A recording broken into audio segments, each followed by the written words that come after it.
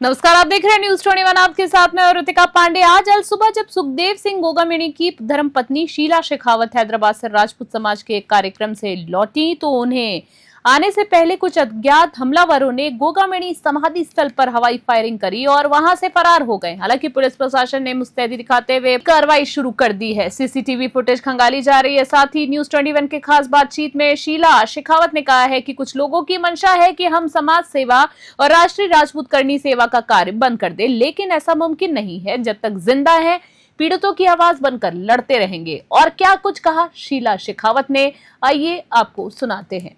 5 दिसंबर 2023 का वो घटनाक्रम सभी को याद होगा जब सुखदेव सिंह गोगामेड़ी जी के ऊपर घर में घुसकर फायरिंग की गई थी और पूरा राजपूत समाज लामबंद हुआ था।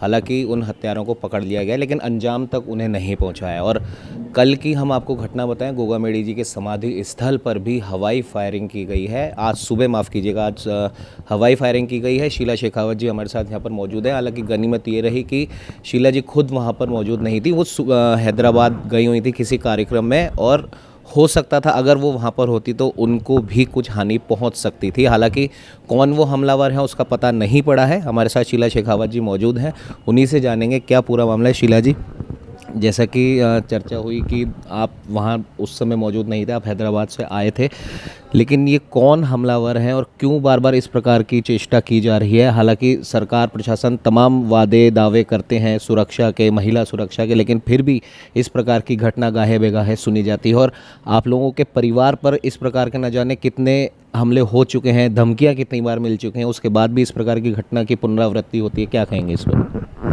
देखिए, मैं तो यही कहूँगी कि जो ये हम समाज सेवा करते हैं, लोगों को ये पचती नहीं है और ये लोग चाहते हैं कि हम डर के और दुबक के अपने घरों में छिप जाएं। तो देखिए, हमारी कौम में ये नहीं है। हम जब तक जिंदा रहते हैं तब तक शेर की तरह दहाड़ते हैं और जब चले जाते हैं तो वो अलग बात है। लेकिन जिंदा रहेंगे तब तक समाज सेवा ऐसे ही करेंगे, चाहे वो फायरिंग करके जाएं या फिर कुछ भी करके जाएं। मैं तो कहती हूँ ये फायरिंग करने वाले, अगर तुम्हारे अंदर हिम्मत है, तुम्हारे अंदर दम है, तो छाती ठोक करके सामने से आओ ना। ऐसे गिद्दड़ धमकियों से डरा करके भागने वालों से हम कोई अपने आप को कंपेयर नहीं करते। क्योंकि अगर तुम्हें आना था तो तुम मुझे एक बार इतला तो करते ना। जब तुम्हारे पास पिस्टल है तो हमारे पास कौन सी कम है? तुम अगर अपनी पिस्टल चलाओगे तो हमारे वाले भी कौन सी फूल फेंकेंगी? आओ, सामने से आओ। आपको लगता है सस्ती लोकप्रियता पाने के लिए ये काम किया गया? क्योंकि समाधि स्थल पर जिस समय फायरिंग हुई, जैसा कि आपने बताया, उस समय ज़्यादा लोग वहाँ पर नहीं थे और जब उनको किसी को नुकसान नहीं पहुँचाना था और इस प्रकार की अगर वो हरकत करते हैं तो मात्र एक हम कह सकते हैं स्टंटबाजी वो करना चाहते थे। हाँ, बस वही है, वो भय व्याप्त करना चाहते हैं कि हम समाज सेवा ना करें और घर में बैठ जाएं। तो उन लोगों की यही तो मंशा है कि मैं घर पे बैठ जाऊं।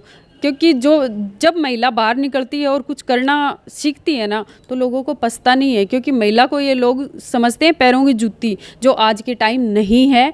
महिला वो कर सकती है जो पुरुष नहीं कर सकते। क्योंकि अगर पीएम बनी है तो महिला भी पीएम बनी है और सीएम बनी है तो महिला भी सीएम बनी है। ये बात ध्यान रखें और कोई भी महिला को कमज़ोर समझने की कोशिश ना करे।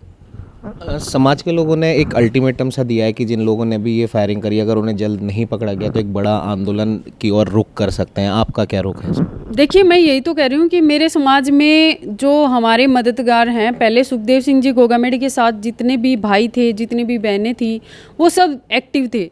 और अभी उन लोगों ने ताज़ा ही 1.5 साल पहले अपने नेतृत्व करने वाले एक अच्छे महापुरुष को खोया है और वो चाहते हैं कि उस परिवार का कोई भी सदस्य दोबारा से ऐसी कोई बात न हो। इसलिए वो लोग बोल रहे हैं कि हम आंदोलन करें। लेकिन मुझे क्या है, फ़िलहाल प्रशासन पे थोड़ा विश्वास है, प्रशासन हमारी सुनेगा और प्रशासन ने हमेशा हमारा सहयोग किया है। तो हम प्रशासन का इंतज़ार करेंगे कि वो क्या कार्रवाई करते हैं। फ़िलहाल वो मौका वारदात पर पहुंचे हुए हैं, प्रशासन की वहाँ टीम पहुंची हुई है, अभी खंगोलने लग रहे हैं। जब तक उनकी कार्रवाई पूरी नहीं होती तब तक हम कुछ नहीं करेंगे। उसके बाद अगर प्रशासन हाथ खड़े करता है तो फिर हम अपना रवैया अपनाएंगे। क्या लगता है शीला जी आपको, सुखदेव जी के बाद में जिस प्रकार से आपने भी तमाम चीज़ें सुनी होंगी, करनी सेना जो बटी हुई है अलग अलग समाज के धड़ों में, और एक सुखदेव जी के बाद में एक नेतृत्व वैसा नहीं मिला है, इस वजह से भी आपको या समाज के लोगों को कमज़ोर करने की बार बार कोशिशें की जा रही हैं? देखिए, यही तो बात है कि नेतृत्व करने वाला एक मजबूत आदमी जो हमारे बीच था, इन लोगों की निहायत ही घटिया हरकत से वो आज हमारे बीच में नहीं है। लेकिन मैं भगवान से एक हाथ जोड़ करके विनती करूंगी कि हमारे समाज में ऐसे महापुरुष, ऐसे महान योद्धा पैदा होते रहें, क्योंकि जब तक समाज को अच्छी दिशा निर्देश देने वाला, नेतृत्व करने वाला योद्धा हमारे बीच में नहीं होगा, समाज ऐसे ही भटकता रहेगा। लेकिन फ़िलहाल मैं ये कह देती हूँ कि मेरे समाज भटका नहीं है, मेरा समाज सही दिशा पे है। और आज जो मेरे समाज का डर है लोगों के अंदर, जो घटिया मानसिकता वाले लोग हैं उनके अंदर जो मेरे समाज का डर है, ये डर हमारे लिए अच्छा है। और इसी से जुड़ा हुआ दूसरा सवाल है, क्योंकि अभी एक पुख्ता और एक मजबूत नेतृत्व नहीं है, इसलिए गाहे बेगाहे, भले ही मैं हनुमान बेनीवाल की ओर रुख कर रहा हूँ, इस प्रकार के लोग ऐसी ऐसी टिप्पणियां कर देते हैं जिससे समाज उद्वेलित होता है। और इसीलिए शायद 8 तारीख को जो आंदोलन की बात की जा रही है, जो राज सिंह शेखावत जी ने बोला वो नागौर कूच करेंगे, शायद इसी वजह से।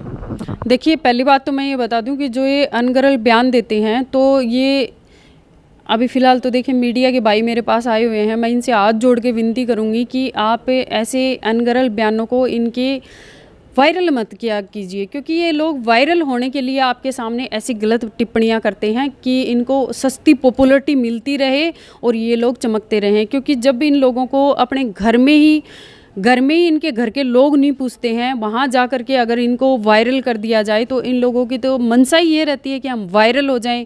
अब आप बताइए कि बहन बेटियों के बारे में गलत बोलते हैं, तो बहन बेटियां, अरे बहन बेटियों की कोई जाति नहीं मानती मैं।